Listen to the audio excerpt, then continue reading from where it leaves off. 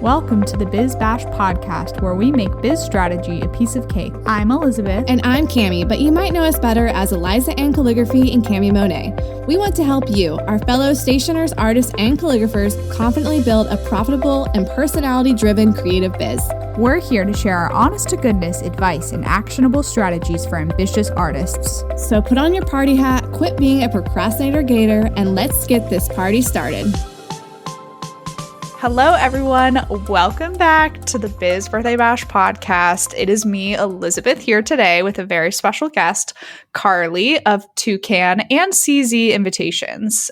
She does both and is really wonderful and has excelled at both things, to be sure, and is always full of a lot of different ideas.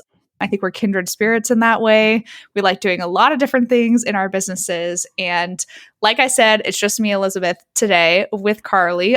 Cami is still on her maternity leave for this episode, at least at the point that we are recording. So let me read you guys Carley's bio really quick, and then we'll get talking. Carley is a top 1% Etsy seller, educator, certified magnetic coach, and the creator and CEO of Canopy. She helps Etsy sellers make more money in sales without selling to their friends and family. Canopy is an app for Etsy sellers and creatives selling custom products to help organize their orders, save time, and streamline the back end of their business. And yes, that was the one big thing I didn't mention, that of course you run Canopy now too. Yes. So many different things. So very, very exciting. Like, I was very excited as soon as I heard your episode announcing it. And I was like, oh, I have to talk to her because obviously anyone who listens to us is probably somebody who's going to need this. So listen up, everybody. This is important. Yes. Thanks so much for having me. I'm really excited to introduce Canopy. I haven't really talked about it a whole lot yet because it hasn't really fully happened yet. Yeah, of course. It's still in the stages of being worked out, and you're working towards doing a beta phase at this point, right? Is that kind of where you are? Yeah, we're actually in beta as of this week. So we're just doing a small kind of private launch. I just launched to one of my courses, the Energizer Etsy course. It's just Etsy members. And I wanted to start with people that I know and that I know are, actively looking to grow their Etsy shop that would be willing to give me feedback. So also just a little bit of a perk for being in that course. They get a free month and some free merch and stuff. So we are testing now. So there are real people using the application. It's definitely not the final form. It's going to be an ongoing process. I definitely have a lot more respect for these apps and different platforms that we're using. It's really easy to look at something and be like, why don't they just do this thing? And it's even the most simple things are so complicated for so many different reasons. So it's been a big learning experience because obviously my background is not in tech. It is not in developing apps. It is in business. So I do kind of know what's going on, but learning how to develop an application has been a ride. Yeah, I know. That's kind of what I had gathered from learning about it a little bit through the podcast episodes that you released and just the background information that goes into it and funding and all of that. And before we dive into Canopy more, let's give our listeners a little more context about all of the businesses you run, because I'd love to hear kind of each individual one, what it is, who it serves, and also who's running it, because I know that some of this has been like offboarded. So I think that would be really helpful to people.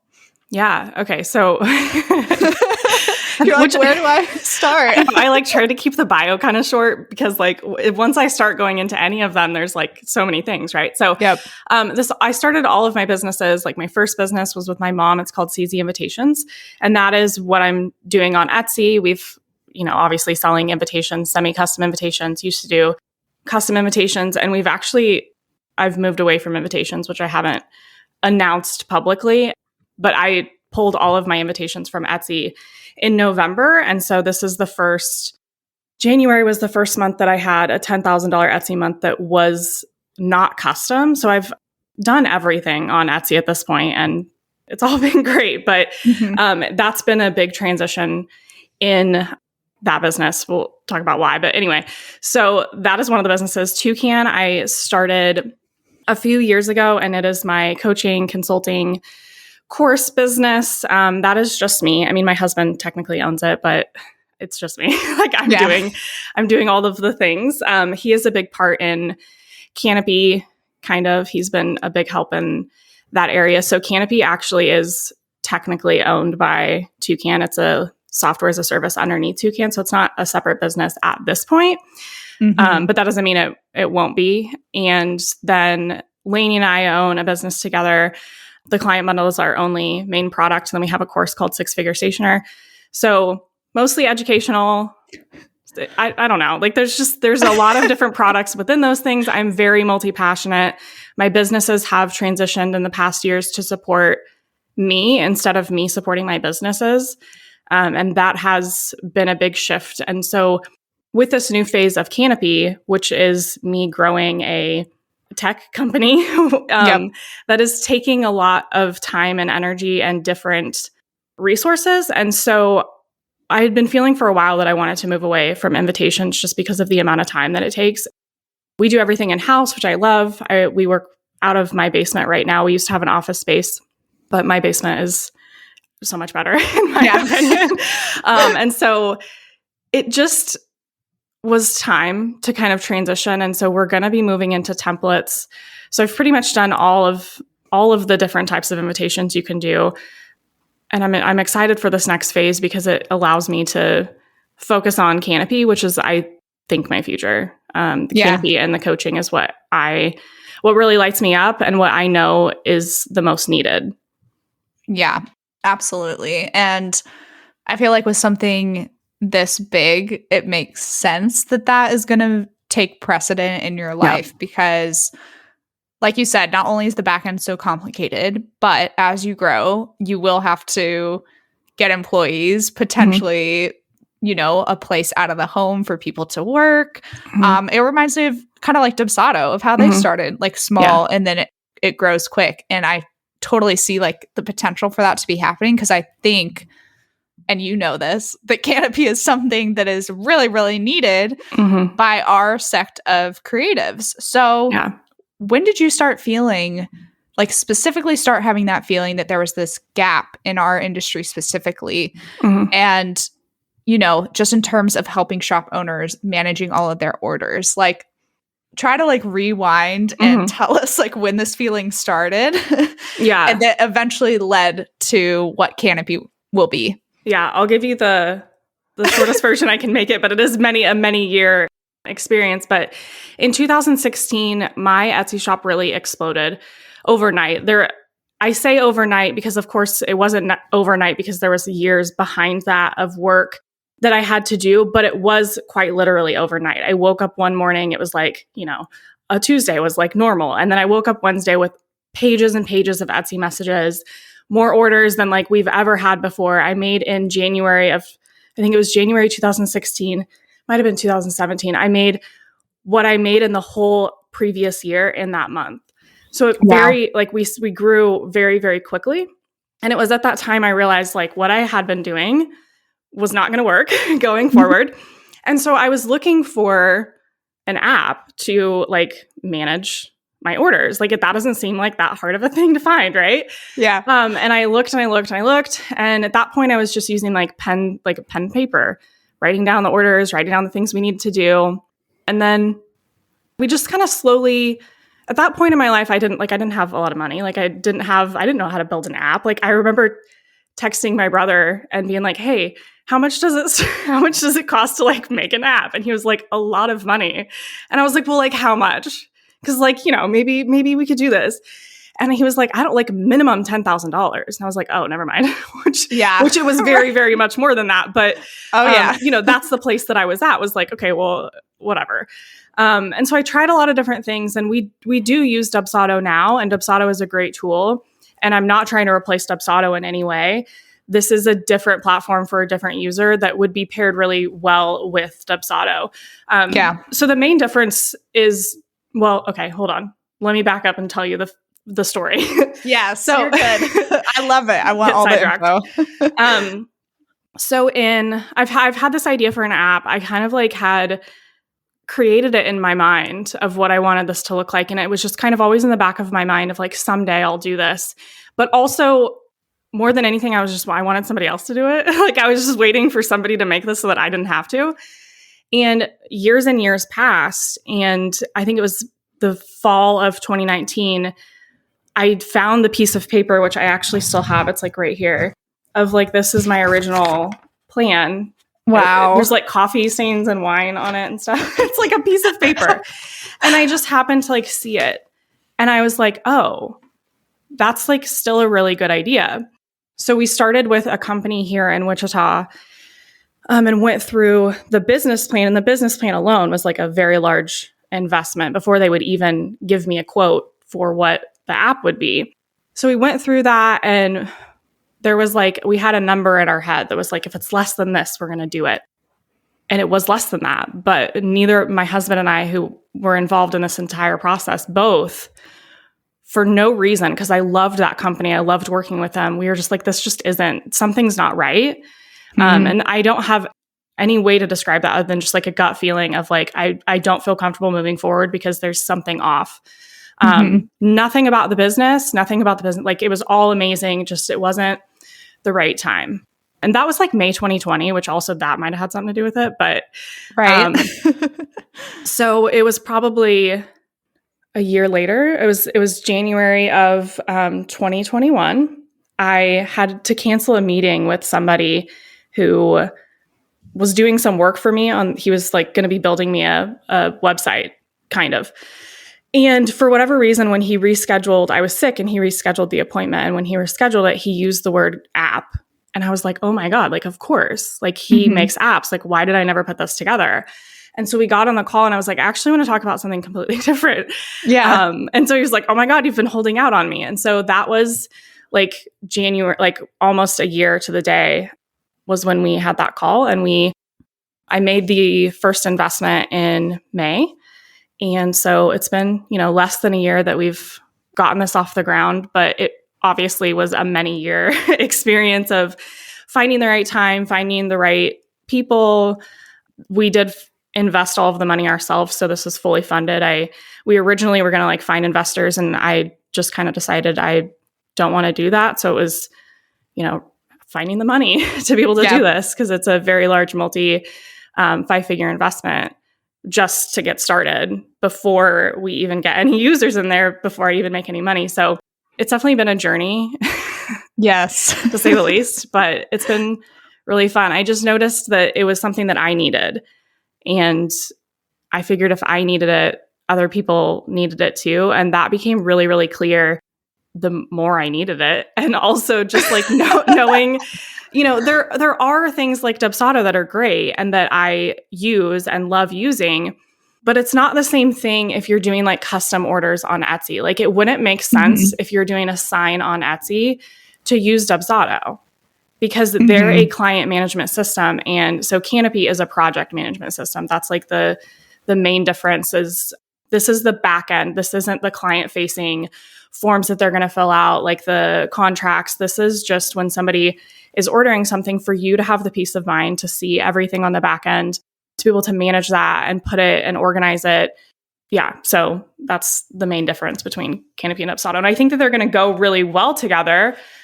Yeah, I think they're going to go really well together. I'm definitely not trying to replace Dubsado, because I think they're already doing a great job. I don't need to replace them. And I mean, having a great business idea is all about seeing something and then being able to make like the proper tweaks to fit your needs, which I think is exactly what this will be. And it's like, yes, could you individually use Dubsado to do this? Maybe, but I think there would be like a lot of Zapier in the background, Yeah. When I think of the logistics of trying to do that. And from everything I see for Canopy, it just looks so straightforward. So explain your dream for the platform and basically what you've set out to do. Like, tell us like the main differences and why this specifically is important and is really needed for people who are managing projects and orders specifically. Yeah.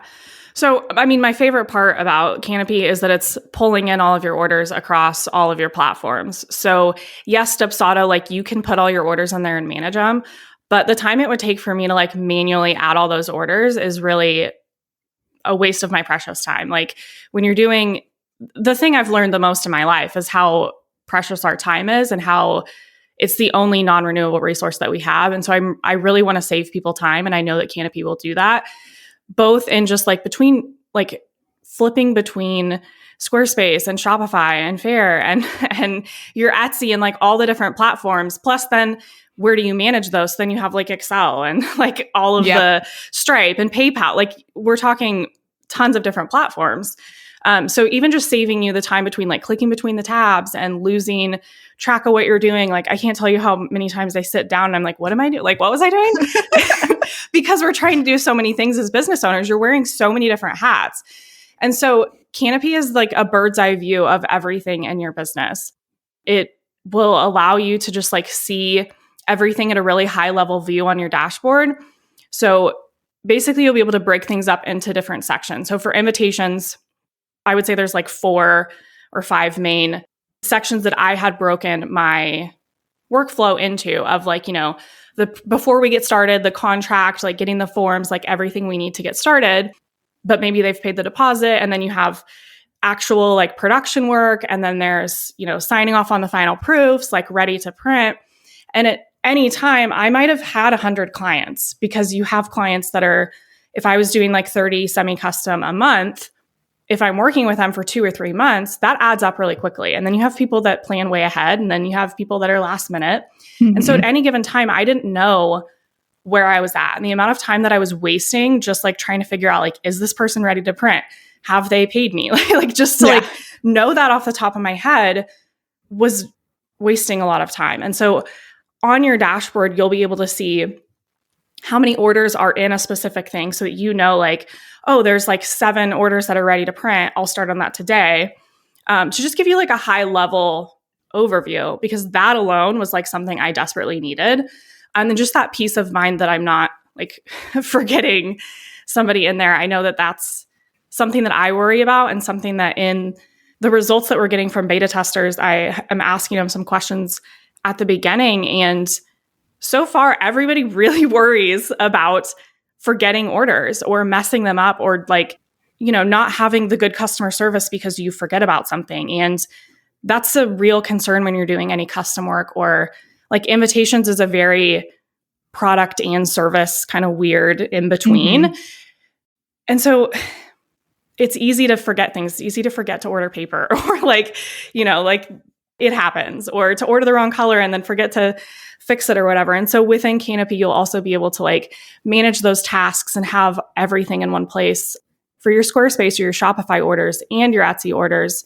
But to add those tasks and eventually we'll have like the workflow kind of thing.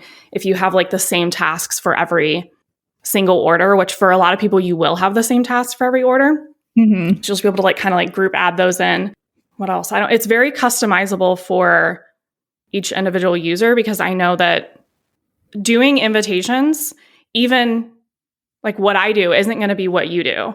And so having that be able to like adjust the like buckets isn't the right word, like the stages that you get to choose will allow you to like really make this your own and make it more user friendly for really any industry. So if you're making signs, or you're making, custom laser cut stuff, like there's so many amazing opportunities on Etsy and off of Etsy, to sell these like customized products that you don't need to communicate with the client for. Like they fill in what they need, but it's the back end.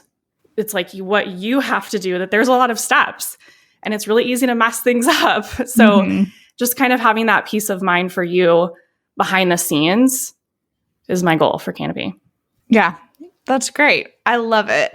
And it's something that you have clearly been thinking about, obviously, from everything you've told us for so long. And okay, so I feel like the name Canopy lends itself really well to the fact that your other business is Twocan. Mm-hmm. So when did you land on the name Canopy? Like, I want to know like the brainstorming process. So I worked with Abby from Paragraph Branding House for that. She was my maid of honor. I've known her since kindergarten, and she's somebody that I really trusted to do that with. So we did Twocan. I started that business, and that name came from, I don't even know where that name came from. It came it doesn't matter, but it's Twocan, but spelled like TWOCAN instead of like the bird, but the toucan bird is like our like logo mascot kind of thing. Mm-hmm. Yeah.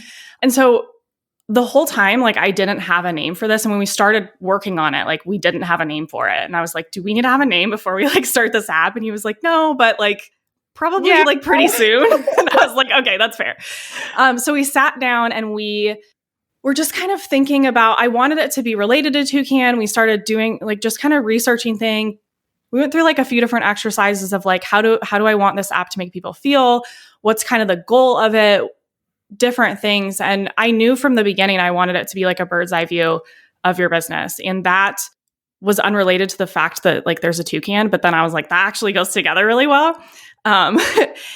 Anyway, so toucans actually live in the canopy of the rainforest. And so when we were kind of like Googling things about that, we landed on, we were like, okay, it has to be that, but the spelling was taken. There's another app called Canopy actually, but it's like for accounting and they're not really doing anything with it. Okay.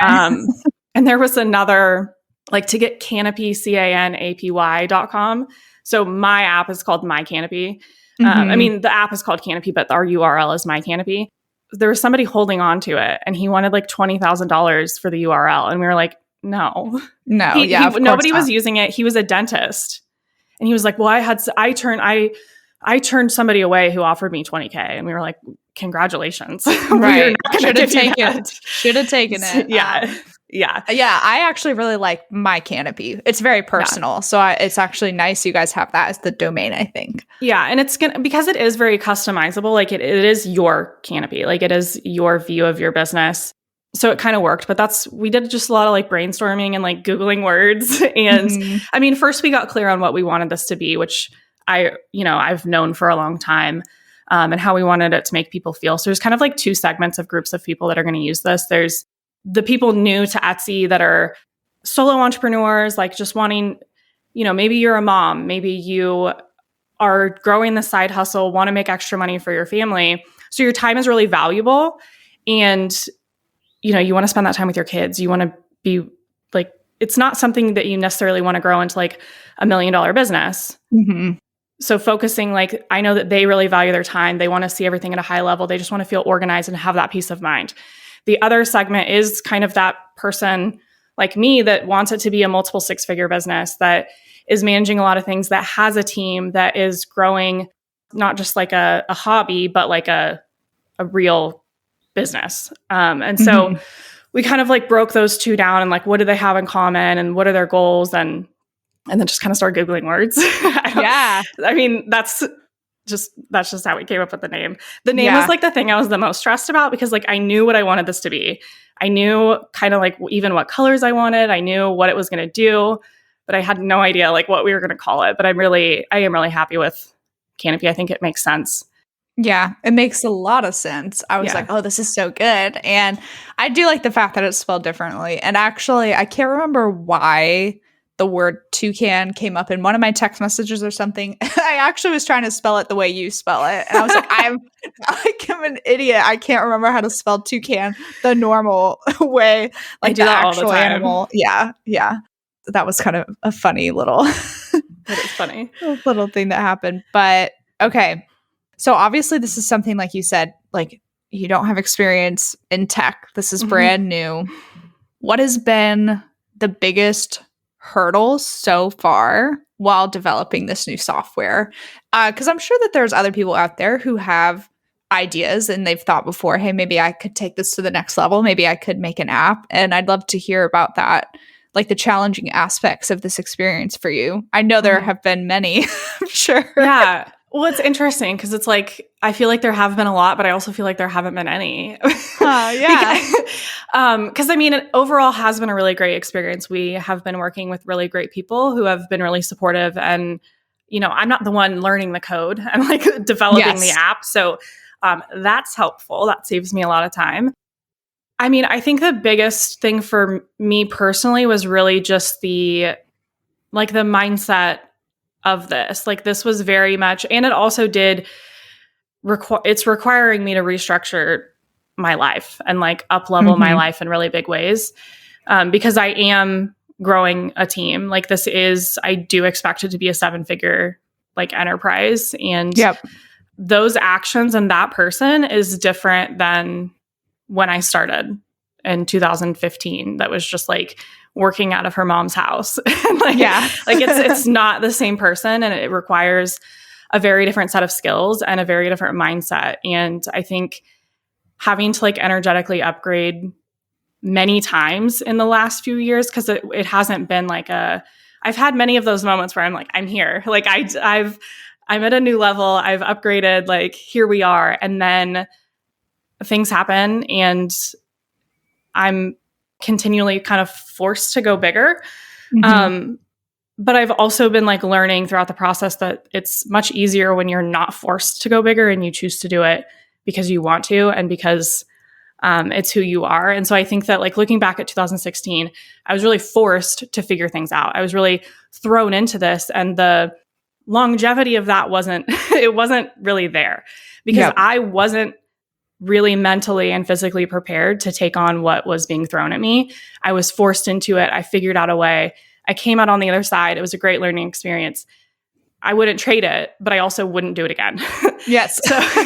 So there's multiple, like there's more than one way to do things. And so now it's like this like I'm planning ahead for the next level up. I'm preparing for it instead of being pushed into it. And I think that doesn't necessarily come naturally to like really plan ahead for that massive growth when you don't see it. And a lot of it is, if you're only looking at the circumstances that you have in front of you, you're only going to continue with what's in front of you.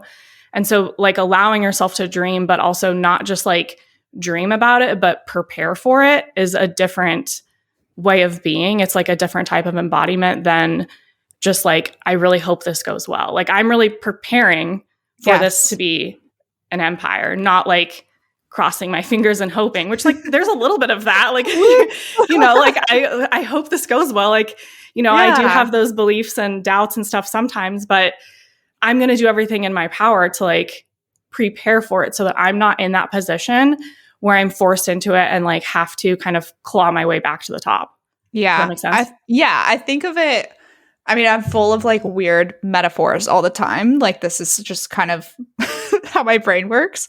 But I absolutely get what you're saying, because like there's so much of that I've done myself, right? Where it's like you're doing one of those like walls like in Survivor where you're like putting the next piece in and you're taking one step and then you put the next piece in where you're like, okay, I'm seeing how it goes. I hope it works out. I'm just like adding like little brick by brick. But with Canopy, the mindset for you is like you've rolled out the red carpet. Yeah. You're like, all right, the red carpet is here.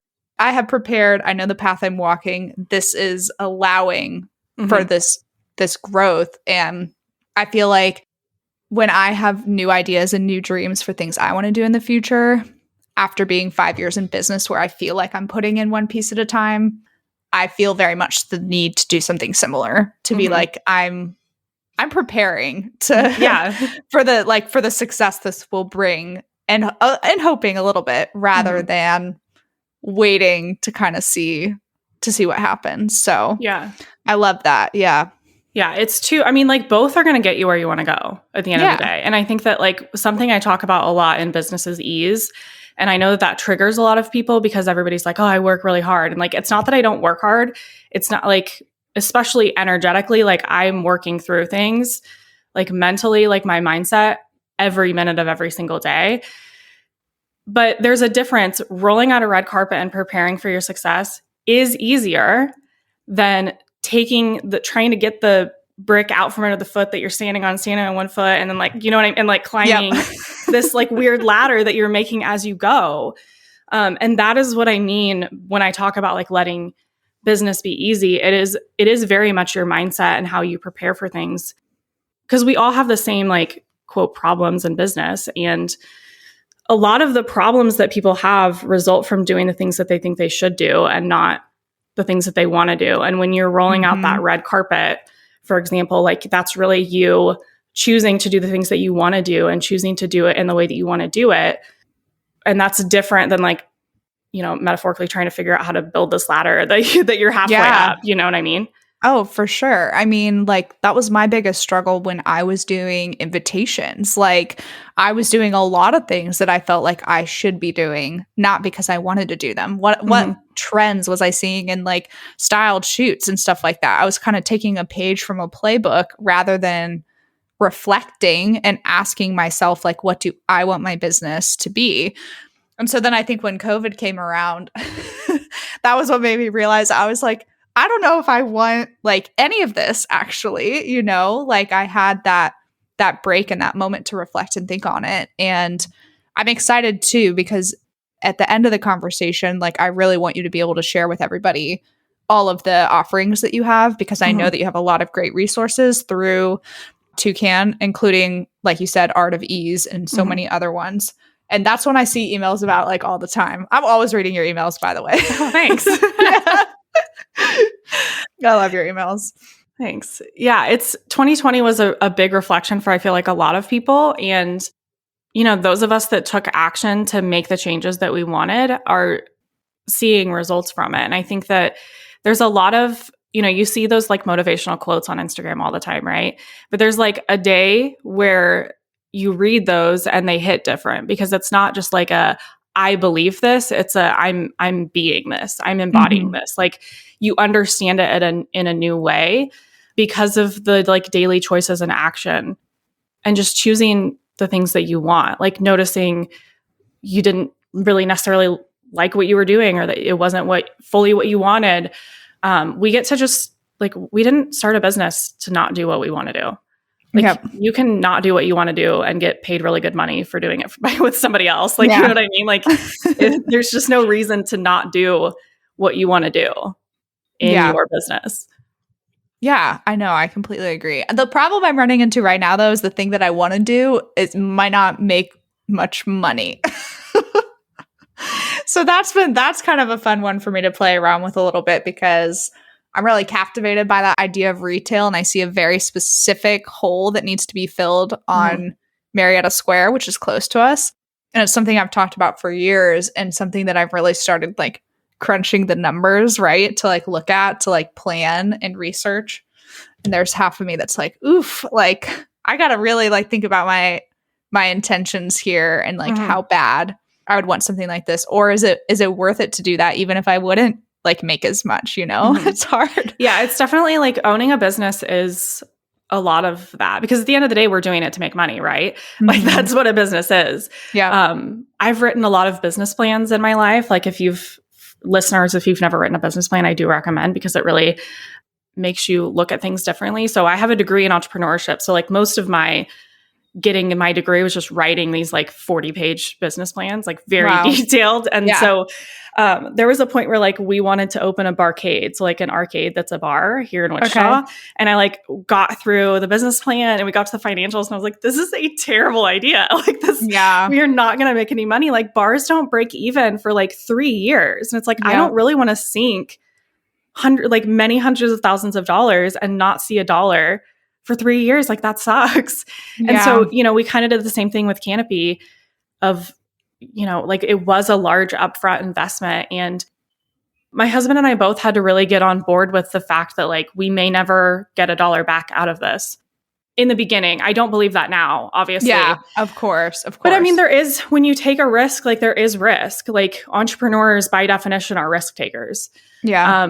And there is a risk when you're starting a new business, and that is that you might not make money. But if the mindset of it is like, I'm probably not going to get my money back, then like you're going to take action very differently and do things very differently than not, you know, like then if you're rolling out that red carpet and really planning for the success. And I think that that's business isn't just like an interesting avenue. Like right? It's because like there's so much, like truly so much of it is mindset. And I remember like hearing that for the first time and like rolling my eyes, and like I have proven that you can make 6 figures without caring about your mindset. And I've proven it that it's a lot easier and like that it's more fun and feels better when you are kind of paying attention to like the things that you think and how those thoughts change the action that you're taking. Mm-hmm. Yeah, there is absolutely so much to be said for that. So, okay. So speaking of those things, and mindset specifically. What are some of the strategies that you've used to overcome maybe the mental and psychological blocks like of this project? So whether that be imposter syndrome, self-doubt, like what are practices that you've had to put in place during this? Yeah, I would say I haven't felt a lot of like imposter syndrome, which is interesting. It's just been a lot of like doubt and fear. I would say fear mostly. And it's not that it's not like I've never felt imposter syndrome. It's just I'm not looking at anybody else building an app, right? You know what I mean? Like, yeah. And I think that because a lot of that comes with comparison of like on Instagram, when as stationers, like we look at what other stationers are doing and then we're like, what am I even doing with my life? And like, yeah, you know, like, and I think that that's where a lot of that comparison and like feeling like an imposter and do I know what I'm doing comes from when like, I'm not really looking at anybody. Like I obviously use a lot of apps, but I would say for me, it's been a lot of fear and doubt and just being in the habit of constantly reframing all of those things and getting really comfortable with my emotions, which has been maybe the hardest of really moving through them and not sitting in these too long. So when I'm feeling doubt or fear or anxiety or whatever it might be, knowing that like I can sit with that for as long as I want. And that's one option. I can also actively move through to like shift through and feel the way that I want to feel. And that's another option. And that keeps like moving through the doubt and moving through the fear has been much more productive for me than sitting with the fear for a long time and just waiting to feel better about it, because that you will eventually feel better about it. But in the meantime, you're probably creating a lot of unnecessary problems and just like generally feeling bad. And like, that's not helpful. And there definitely have been days where I'm like, you know what? I'm just like going to sit with this. And then the next day it's like, okay, things need to change. So something that's been really helpful for me has been tapping, which is EFT, emotional freedom techniques. And you just kind of like do the different, you can YouTube tapping. It's one of the things that I'm certified in. It's when I got certified and I was like, yeah, cool, whatever. And then like, it was like around the time all this started, I was like, I think I'm going to try it more. And it has been something that has become like a staple in my everyday. I do it almost every single day. And it's a really good way to move energy and shift the way that you're feeling. And a lot of that is kind of recognizing the way that you're feeling. So when you start tapping, a lot of times they'll start with kind of just like saying out loud, like this anxiety, like, you know, I don't feel good right now. And it's kind of just, it's an actively moving through process. So it's acknowledging the way that you're feeling, moving through that and like kind of reframing it to decide something else. And I always leave it feeling better. That and like journaling, I think has been really helpful. But I also like, I was really kind of against journaling at the beginning. Like when I first started this like whole mindset journey, I was like, I don't need to journal. I don't want to write.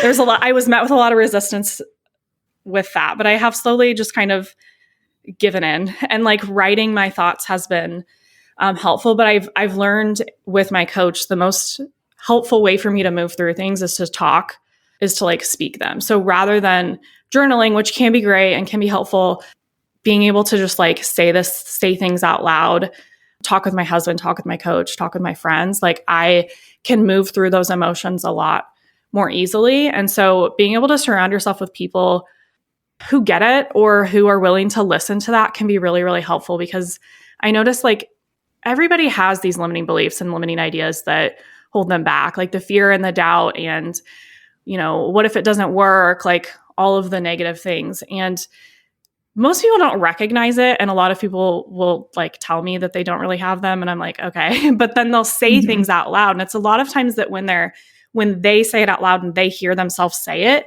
is when it's like, oh, I do believe that. Like, but you don't realize that it's in your head. So being able to kind of like just talk these things through has been also really helpful for me.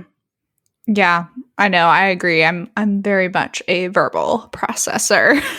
So, which I would have never thought that about myself. There's so many things that I would have like never thought about which I said I would never do courses. I said I would never be a coach. I used to think being a coach. We just think getting coached was stupid and like a scam.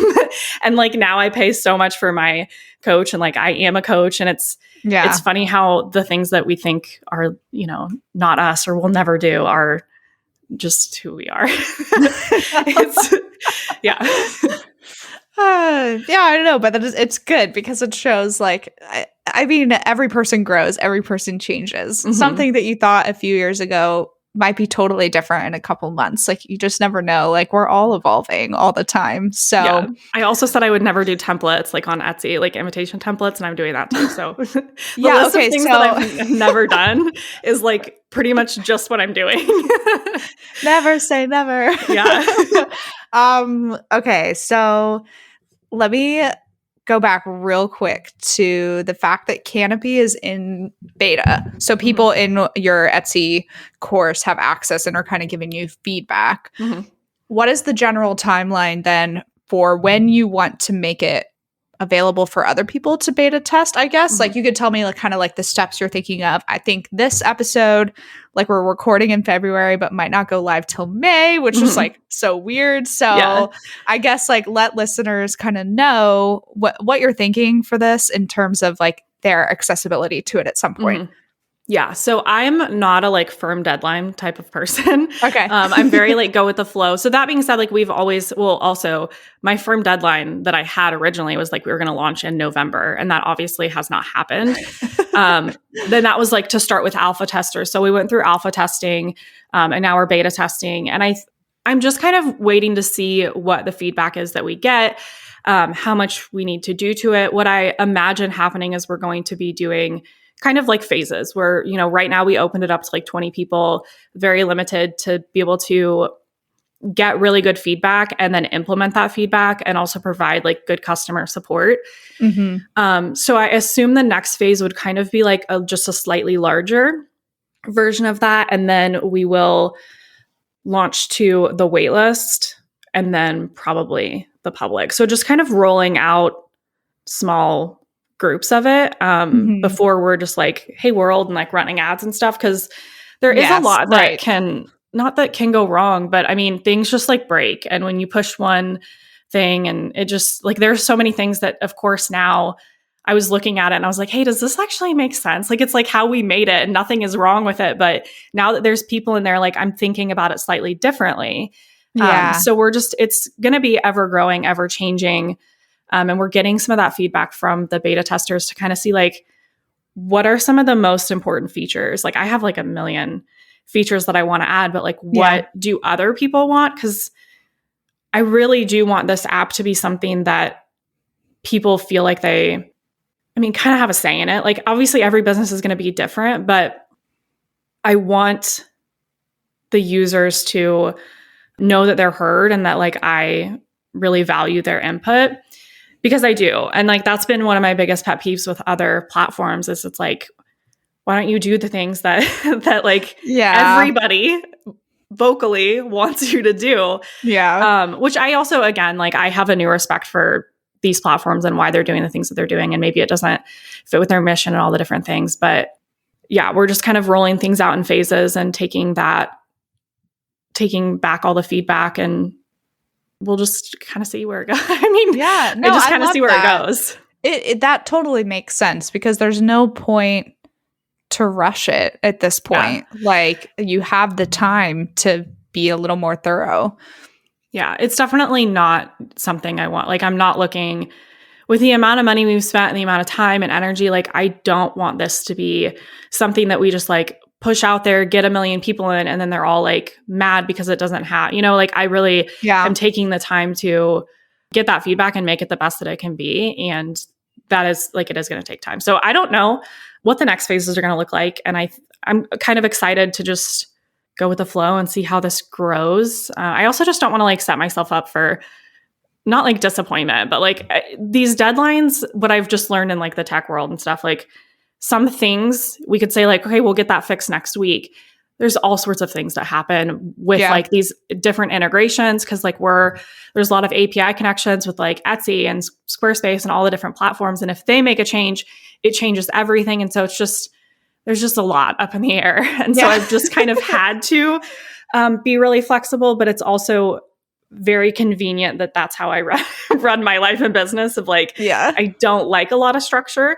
I like to have goals that I work towards, and I like to have, like general ideas, but I'm not like a rigorous type. I don't have a morning routine. Like I don't do anything every day. That makes me feel so much better because like I don't either. And it's something that I constantly fret over. I'm like, am I like an underachiever because I'm not getting up at like 6 a.m. to journal and do yoga? And one of my biggest pet peeves is that like I see it all, like probably at least once a month. There's like these high earners and people that are like, you have to have a morning routine. It's like the most, like all the successful entrepreneurs have morning routines. And I have just found that to never be true. And I have also surrounded myself with people that also are, millionaires that don't have morning routines. And like, it's so much proof that like, you really can just do whatever you want. And morning routines can be so, so valuable to so many people. Mm-hmm. I am just not one of those people. I know. I think I must not be either. I would say that like most people do need a morning routine, but like, I'm just not most people. And if you're listening, you don't have to have a morning routine if you don't want one. My husband was joking with me this morning because he was like, I purposely don't feed the cats in the morning because if I feed them, then there's nothing to get you up. I was like, fair. Because like I am just like my mornings are just chill. Like I'm not a big like, I don't know, like you said, like not a big like morning routine, not a big breakfast person even, like the most I'm going to do is like maybe make a cup of tea or like get a glass of water. But I can't imagine like eating eggs and bacon right after I wake up. It's just like not no, same. in my DNA. I'm the type that like have you ever heard of, what's it called? It's called like chronotype. Is that, there's like a test and you take it and it kind of tells you your daily routine kind of thing. And so mine was like, I like to wake up.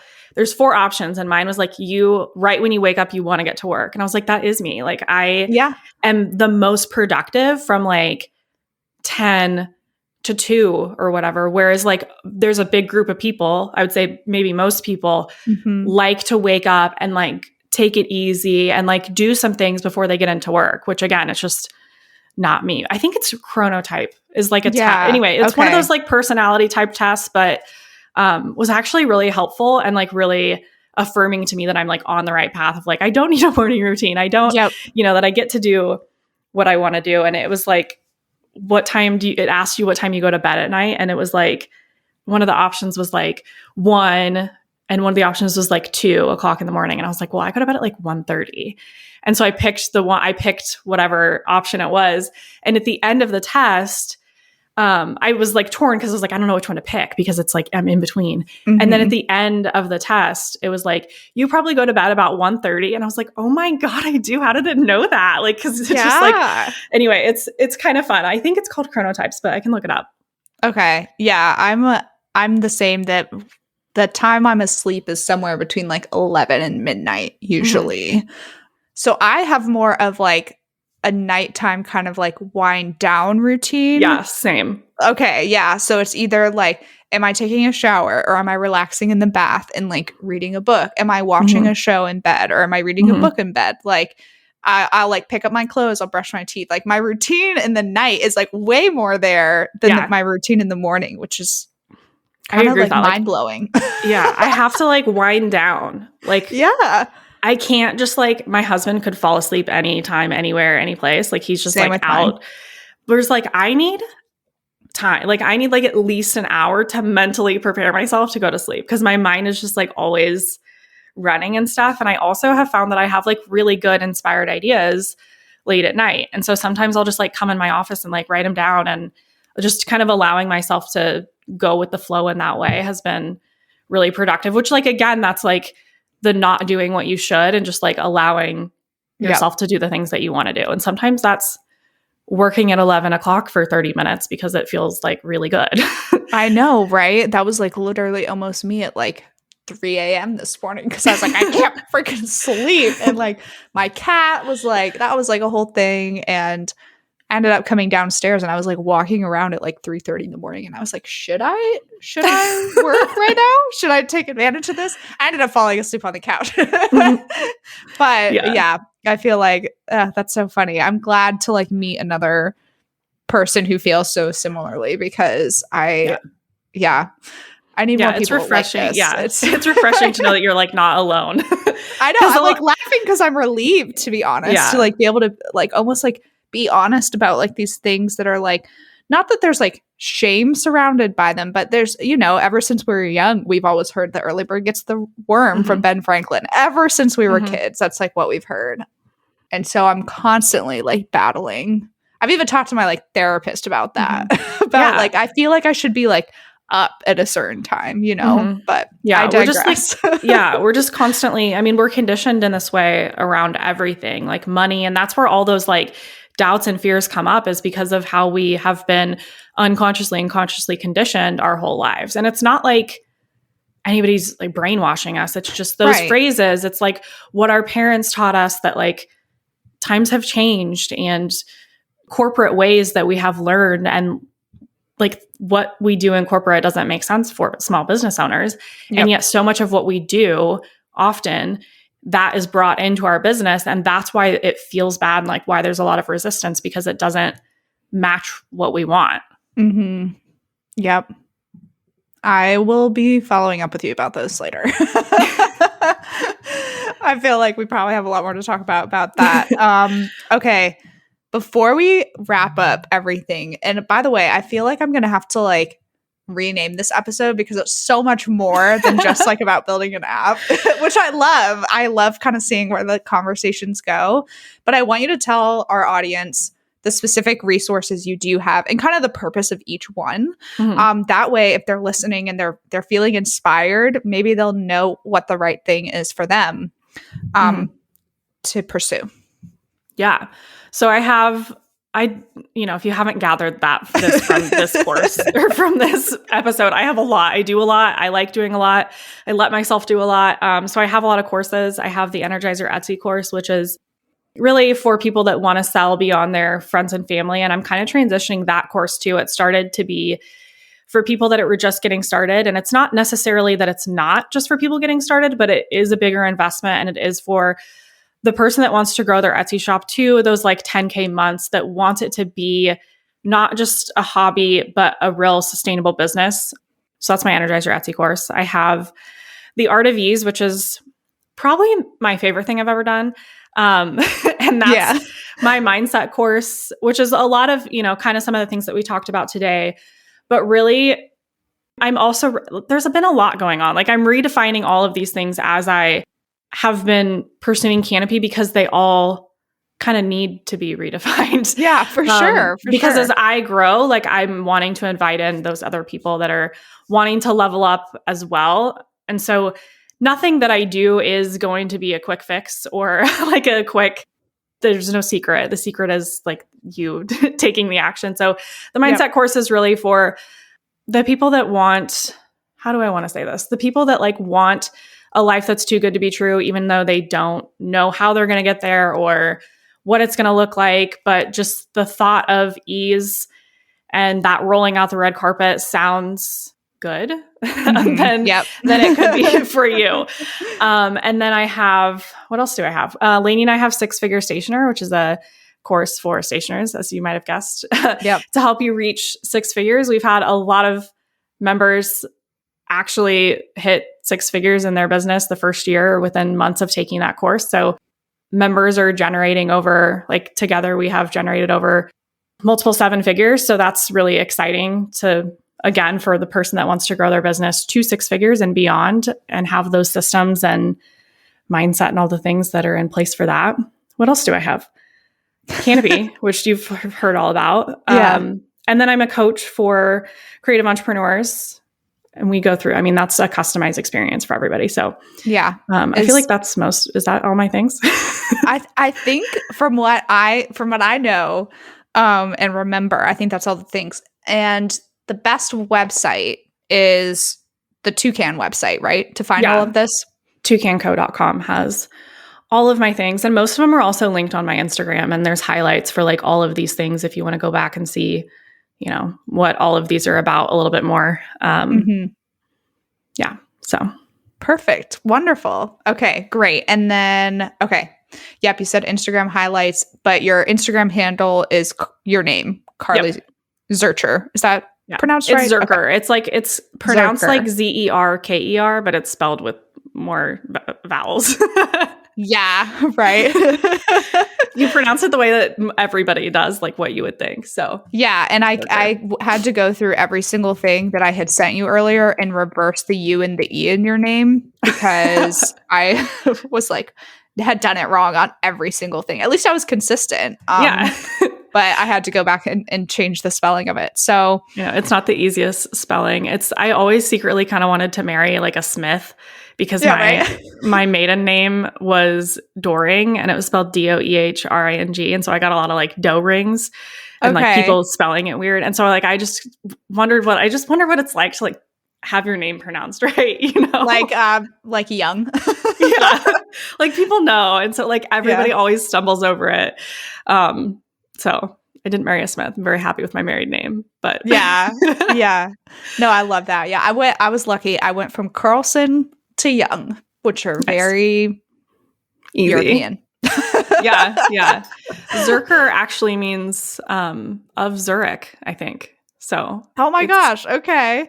It's people know it there. Yeah. Okay. So like in Switzerland. Yeah. That's very cool. Huh. Okay. So final point before I say goodbye. Obviously, there's a lot of things changing for you this year. And where you're going, where you've been, how you're redefining things. What would you say is your biggest intention for the rest of 2022? Like how you intend to finish out your year? I want this growth to continue. So like, you know, we've been talking about this whole episode, the growth that I see for Canopy and how all of these courses and things that I'm doing have been changing and they're changing to like better fit me. And I don't really anticipate that changing anytime soon. Like I don't mind change. I actually really like change and I've embraced it. And I think that that's been really beneficial for me. So just kind of continuing to lean into that growth, whatever that might feel like. I have raised in the last year, I've raised every single price of every single thing I do at least 3 times. And I don't like really anticipate that ending because I'm going to continue to grow and continue to call in those people that are, you know, willing to spend more money and want to see that same level of growth that I want to see. And so just a lot of growth. I think I've come a long way personally, but I know that I still have like a lot of personal growth to happen as well. Just growth in general, I would say. Yeah. It's an exciting year and it's exciting times. Wow. I can't speak. That's what happens after you're like doing this for like an hour. I know. You're like, blah, blah. Well, it has been so great that we got to hop on and talk. It's been a hot minute since I know that we've like touched base anyways. So I was really excited to get you on here because I was like, I just want to know all the things anyways, because I've always kind of followed what you have been doing. So thank you for dedicating the time. It was very meaningful and I hope our audience gets a lot out of it. Yes, me too. Thank you so much for having me and letting me talk about all the different things. Yeah. I hope that this was maybe a permission slip for some people to not have the morning routine or to continually update your prices or, you know, whatever permission slip you needed. I hope that it was that. Yeah, this episode is called "This Is Your Permission Slip." Take it. All right, guys, we'll catch you next time. Hey guys, we just wanted to hop in and talk about one of our amazing resources, the A to Z directory.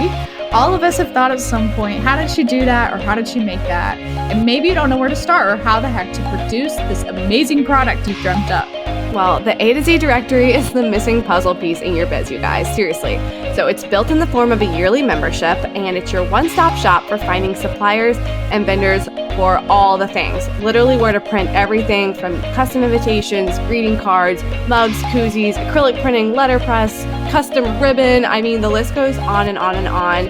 and it literally goes from A to Z. From acrylic printers to zipper pouches, we have it in the A to Z directory. We want to help all of you search less and create more with this list of 300 plus vendors and suppliers. Don't worry, they're very organized. It's not going to be overwhelming and confusing when you join. And this membership also includes access to a private Facebook community. It's incredibly active and involved. And if you need a question answered fast, that is definitely the place to go. Yeah, our Facebook group really is the best. You guys, everyone is so helpful in there. And we're in there too, answering questions you guys might have. So it's a great way to get access to us and ask us things without sliding into our DMs. So we're more likely to answer you in the Facebook group, just saying.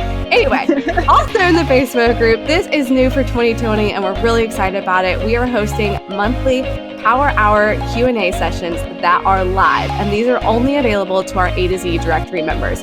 So you can hop in with us live and ask us all your burning questions in real time and just hang out with us every month. And we do these at different times so you can actually be there live, and the replays are always available in the Facebook group for members.